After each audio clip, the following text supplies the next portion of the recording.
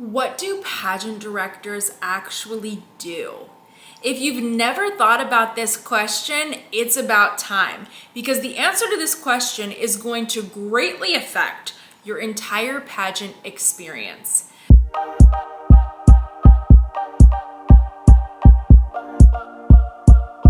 My name's Dani Walker. I'm a former Miss Montana USA, and I've held titles for multiple pageant systems.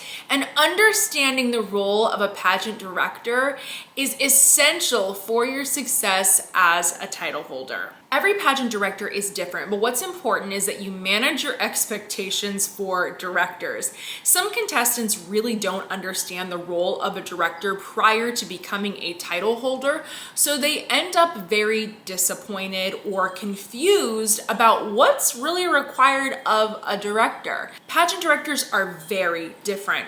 Some of them are very hands-off. So you essentially get crowned and you really don't see that director until you crown your successor. While others take a much different approach and are very close with their title holders. They even sometimes will invite them over to their house. Maybe they have a spare bedroom that the title holder stays in. Maybe they have an extra house, like a back house that title holder stays in and lives in to prepare for the next level of competition. Some directors are that close with their title holders.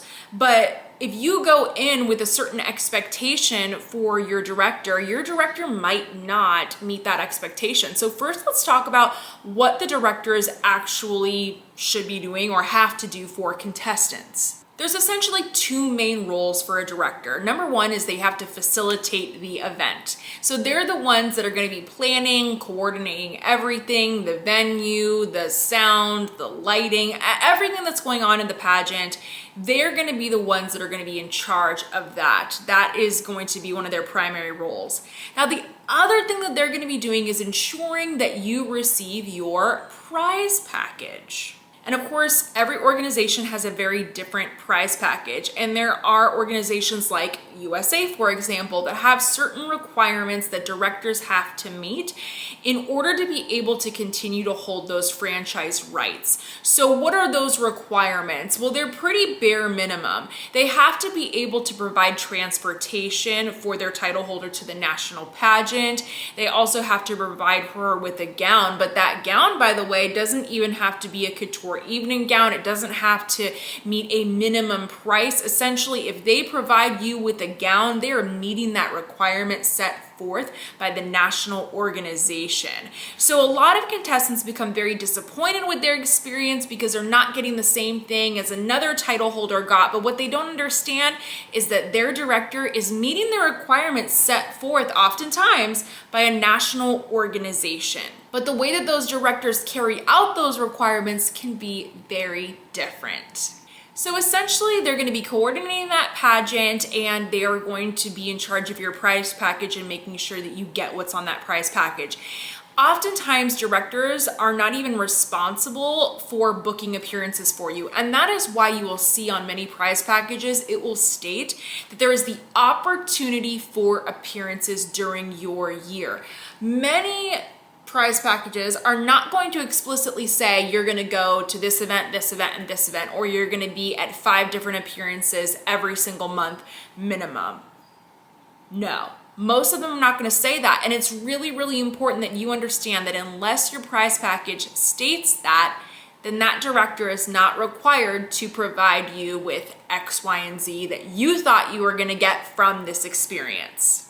I've noticed that the top 2 complaints that contestants have for their directors is that they say that their director provided little to no coaching for the next level of competition or little to no appearances for them. My question to them when that happens is always, was that stated in your contestant contract?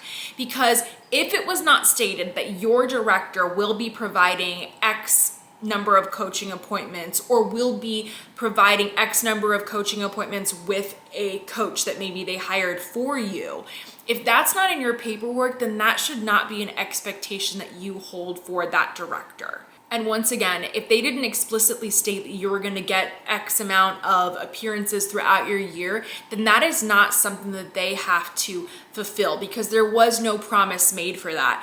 But because a lot of contestants are comparing the year of Miss Universe or Miss USA or Miss World to their own experience, they're thinking that I'm going to get these appearances just like these other women do. And you're not, because your pageant might not be requiring that of directors. So that director has no responsibility to provide those things for you.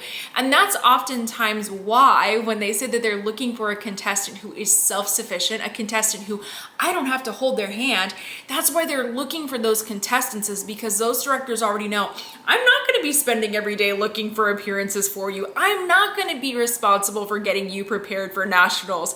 So when they're looking for these title holders and when they're guiding judges through a judge's orientation, they're telling them we want a self-sufficient title holder because she's going to be responsible for doing all of these things during her year. But a lot of contestants, they miss that. They don't pay attention. They don't read the paperwork. This is exactly why I created another episode that you should check out, and it's explaining where you can look for appearances, like how do you find ideas for appearances, how do you connect with people, and I'm probably gonna have to do a follow-up episode to that one as well, because there's a little bit more that goes into it. But this other episode I created is all about giving you some brainstorming ideas of where you're gonna be able to find these appearances, because more often than not, it's actually the title holder's responsibility to be looking for these appearances and to book them. Now, that's not to say that your director can't help you, and sometimes it makes sense for your director to help you. It doesn't always make sense for a contestant to reach out on their own behalf, because there might be certain events where there's more of a protocol. Like, for example, let's say you wanted to go to New York Fashion Week. If you're just a random person, quote unquote, kind of, off the street, and you don't already have a name for yourself, you don't already have a following on social media, if that's the case, then you're probably going to need the director to step in and reach out to the designer whose show that you want to attend at New York Fashion Week, because them being the director and the head of an organization is going to hold a lot more weight with the director than you just approaching them from your personal email. So that could be one of those occasions where a director is going to help to facilitate that appearance for you. But all of that to say, just watch this other episode if you're looking for appearance ideas and how you could go about that. Of course, if you have any questions, you can always leave that in the comments. I try my best to answer as many of the comments as I can, and a lot of times your comments are going to inspire new episodes. So if there's something I haven't already covered on the channel, let me know in that comment section.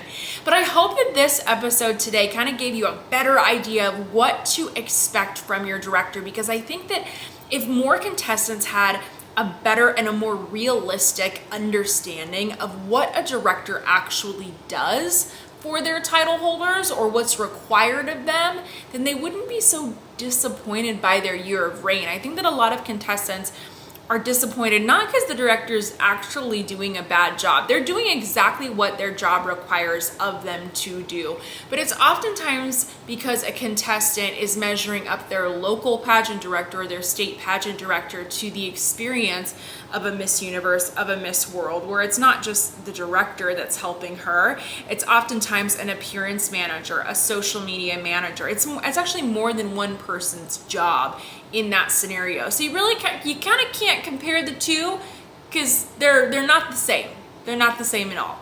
So it's just important to understand that. And the other thing that I want to mention before I wrap all of this up too is, what does it cost to go on appearances as well? A lot of contestants have the idea that directors have to pay for all the appearances, and that's usually not true unless it's stated in your contract. Most of the time, this is all an out-of-expense cost for title holders. So if you're going to be going on these appearances, you're going to be paying for your flights, for your gas money, for all of that travel, for all the food that you're eating when you're there. That's going to be coming out of pocket during your year of reign. And I would say it's a hidden expense. It's something that a lot of contestants don't think about prior to competing for their title.